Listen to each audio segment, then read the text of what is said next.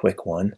We can go up to create form and hit that, and I can choose, we already looked at that guy, but I can choose face, and I can try to find the, let's see, let's go to the front here and click on that. And so now I'm drawing on that plane. I can sort of make my face, I get my 4 points, and I get this kind of face, and I can go OK. And I have the face. Now I can go to modify, and I can, let's rotate a little bit so we can see what's going on. This is kind of a sheet of material, or a sheet of metal or plastic if you want to think about it that way. So I got modify, so I can click this line here. Now I could just pull that and stretch it out.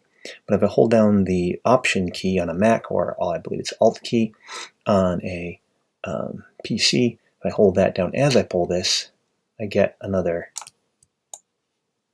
surface and another line, another fragment. And I can also then grab this and sort of play with the idea of curving this.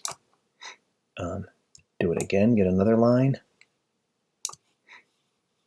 And if I so desired, I could go over here, hold down the Alt key, and do the same sort of thing. Hold down the Alt key again. And hit OK. So now we have sort of this plane that I've kind of manipulated. So you can do a lot by building. You can build forms with these, as opposed to building it like with a box kind of shape.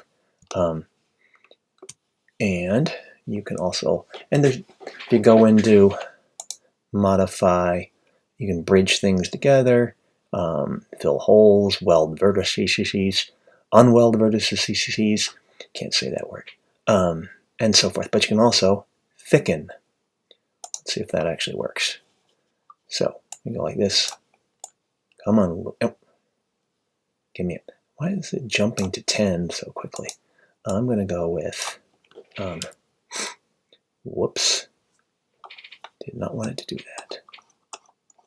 1,000, huh? Let's go back. And interesting what happens when your mouse is weird.